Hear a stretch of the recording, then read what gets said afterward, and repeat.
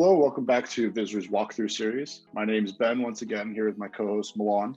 And today we have Justin, who's a product manager here at Visru, once again back with us. Thank you for joining, Justin. And he'll be taking us through the process of how to create a workflow and the basic pieces of that workflow if you're just getting started. So Justin, we'll hand it over to you and you can take it away.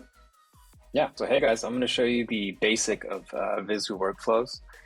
A workflow can be thought of as a function that is, there's an input, there are a set of instructions that act on that input, and then there's some kind of an output, right?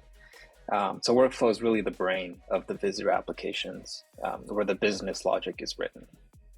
Workflows can be nested inside one another, meaning you can have a parent workflow that calls a child workflow, and you can even use workflows as an API endpoint for others to use. So today I'll show you some commonly used blocks with explanations on how to use them. We'll cover the get parameters, conditional, set variable, and the set mail block. Okay, so now once we're logged into Visru, we can navigate to the workflow section. Down here in the gear icon, we'll click that and select manage stencils. Okay, and we can see these are all the workflows created in this particular tenant. So if we wanted to create a new workflow, all we'll have to do is click the add button on the bottom right. Okay, so now we have a blank workflow. We'll go ahead and name it.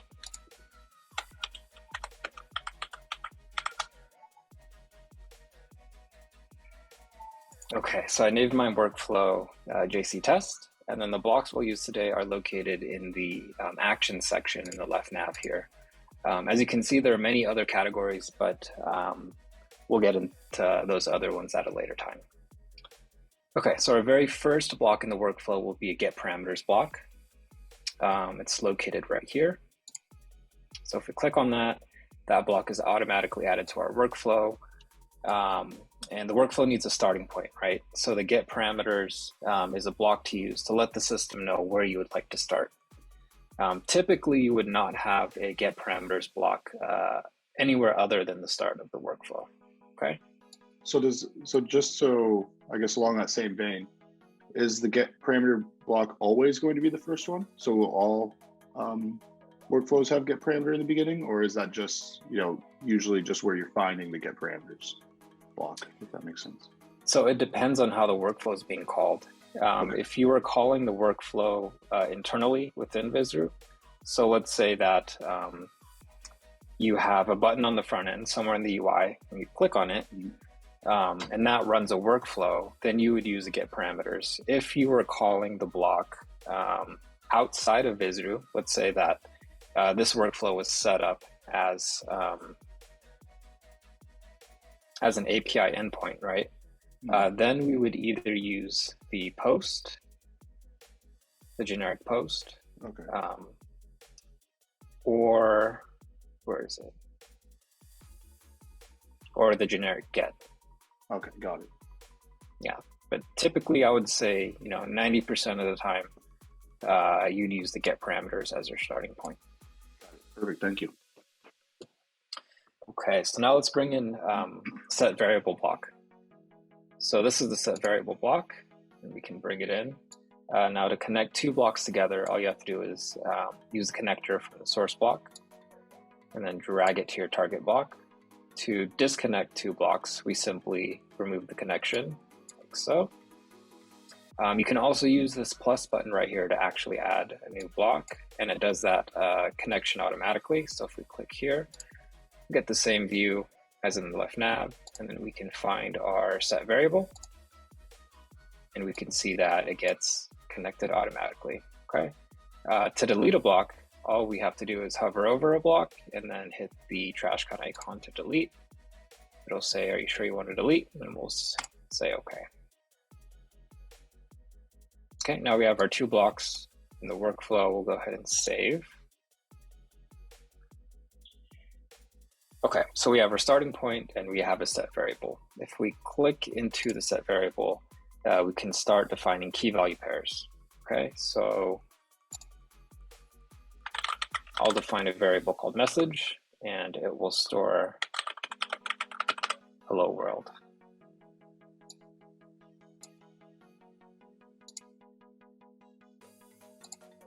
Okay, we'll go ahead and save. Okay. Now, if you want to run this workflow, let's get into the settings and make sure that the workflow log is enabled. So the settings are right here, and we'll have to click this button to enable the workflow log, which we'll see in a second. Okay, great. Now, once that's enabled, let's hit test. Now here, you can define your inputs into the workflow. And since this workflow doesn't depend on any input at this moment, we could leave this empty. Okay, so by clicking send, we'll see that the workflow executed, and we can click on the log ID to view what happened. Okay, so now we're in debugger mode. On the bottom left, you're able to see details about the workflow, like who ran it, what the status was, when it was executed, when it was finished, etc. To the right of that, in this area, is the output from each block, right? So we can see that our output is empty in the get parameters since we didn't pass in any parameters, right? So that was expected. If we hit this right arrow here, we can see the message that I defined, right? In the set variable block, message is hello world, right? So that's easy enough. Very cool. So the debugger also, that I can see that would be used as troubleshooting tools, right? As well, correct? Absolutely correct. Yes. Perfect. That's very helpful. And say if you had several workflows running at the same time, does the debugger display it for each of them, or do you have to go view them individually? So typically what you would see is in the workflow, it would stop at your child workflow, and then you'd have to find that child workflow, look into that log, and then see exactly, okay, what is happening, where was the bug. If it's in another child workflow, you'd have to go find that one and do the same. I understand. Okay. Cool. So let's do something similar, except this time we'll give the hello message as an input into the get parameters, and then we'll set the set variable. We'll reference the get parameters block. Okay. So if we click this X, we'll get out of debugger mode. So now we want to label the get parameters block. Okay, so let's label it entry.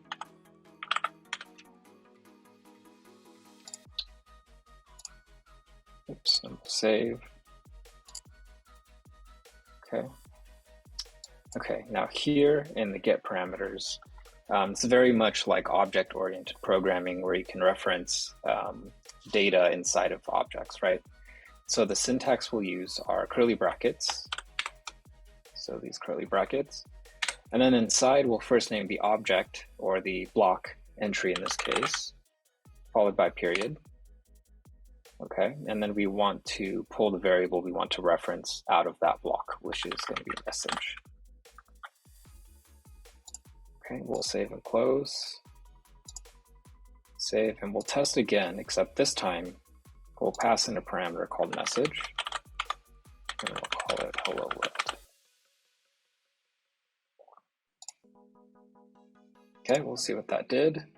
Okay, now we see in the get parameters block, we have a variable defined as message that has hello world, and the set variable block is taking that exact same message and storing it in this message variable. Okay, so I'm just trying to understand what's the benefit of having it now in the get parameters as opposed to now just after the get parameters at the set variable stage? So anything that you want to pull from your entry block, you would reassign it to another variable inside the set variable block. Yeah. Got it. Okay, that makes sense. Cool. So let's do something with a conditional block. Let's do something a little different here where we'll check an age, right? We'll check if an incoming age is greater than equal to 21. So in the action section, we'll go ahead and pull conditional block. Okay, so we have our conditional block and we set set variables to it. If the condition is true, then we'll go ahead and set a variable called flag equal to true. Okay, if the condition is false, we'll go ahead and set a flag equal to false. Now we want to start writing the condition itself. So if we click in the conditional block, we have our label, description, and condition. So in the condition, this is where we're gonna check, right, if our incoming age is greater than or equal to 21. So we could say entry.age, and then we could say greater than or equal to 21. Just as a side note, some of the typical operators that are used are equals. So double equals, meaning strictly equal to, right? We have greater than or equal to, less than or equal to. We have the AND operator, which is 2 ampersands. This is used when you have two conditions that you want to check at once. And if both conditions are true, then the condition will evaluate to be true. We have the OR operator, which is 2 vertical lines like this. Now with the OR operator, again, 2 conditions, and only one needs to be true for the whole statement to evaluate to true. And then I'll show an example of the AND operator pretty soon here. Okay, and typically with our conditionals, we like to give it a label so that we can read it right in the workflow itself without having to guess what this block does. So we'll say age is greater than or equal to 21. Okay, great. So now we'll save and close. Make sure to save our workflow, okay? And we'll say age is 25.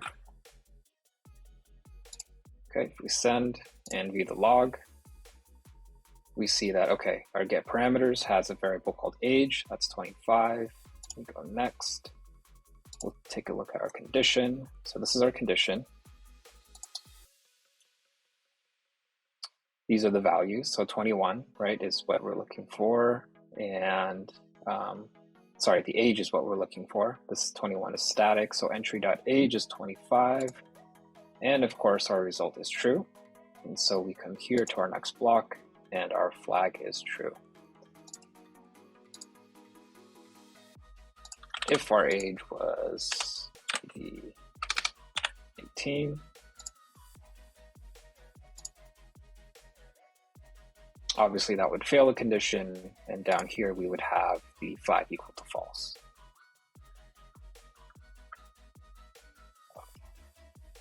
Okay, so now let's add another condition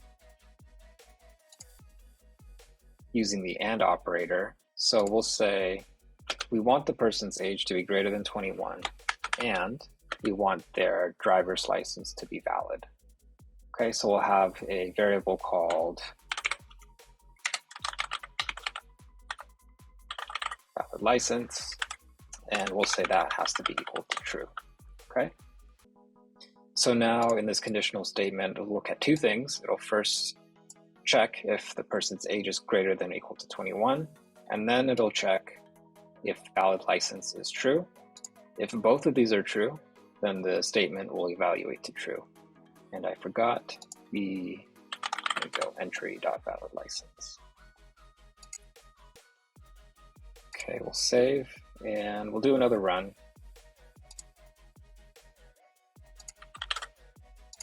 Okay, we'll say the age is 24. And then valid license is true, okay? So we hit send and see what happened. Of course, it evaluated to true. So these are 2 variables.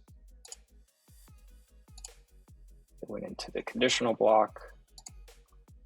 Since both of these are true, then the whole statement is true. So we take this yes path and our flag is true, okay?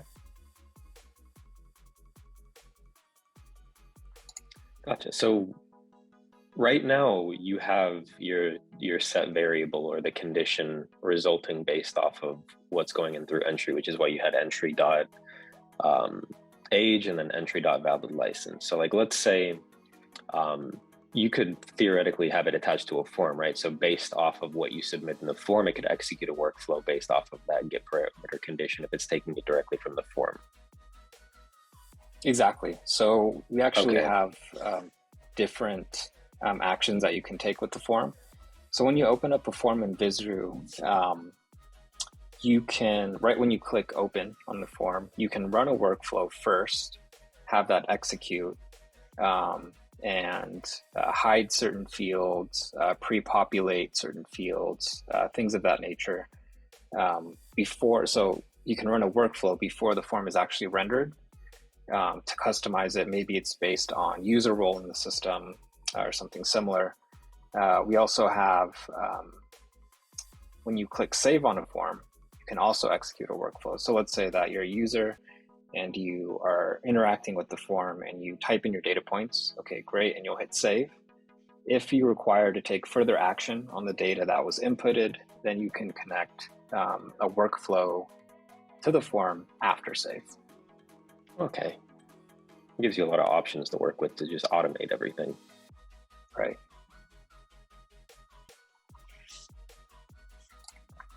So suppose if the person is over 21 and has a valid driver's license, we wanted to send them a special offer through email, as an example. So then we can come over here to our send mail block, and we'll bring that in.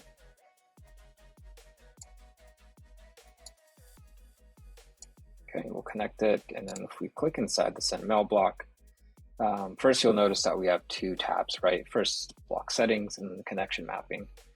So for certain blocks, we'll have what is called a connection mapping, where the key value pairs are defined.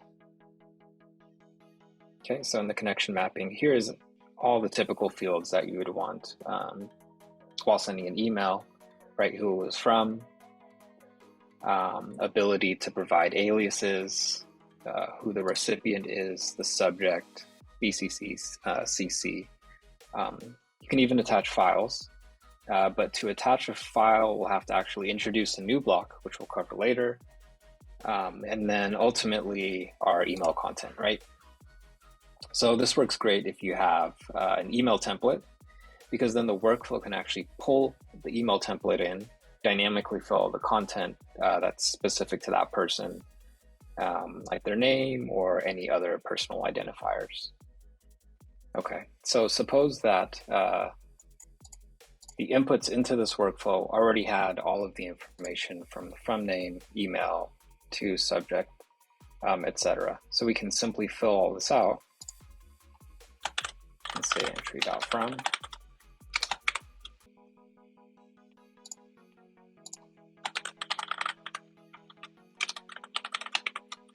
Alias, entry.to. Just a quick question as you're going through this. What exactly the alias, what is that? Just kind of a basic understanding.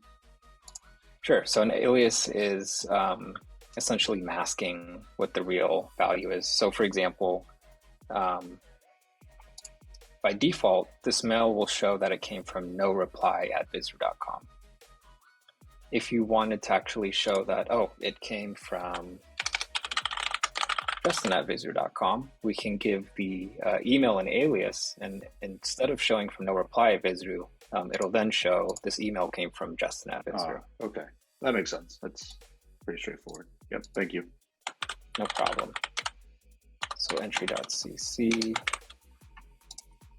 maybe we'll say entry.content.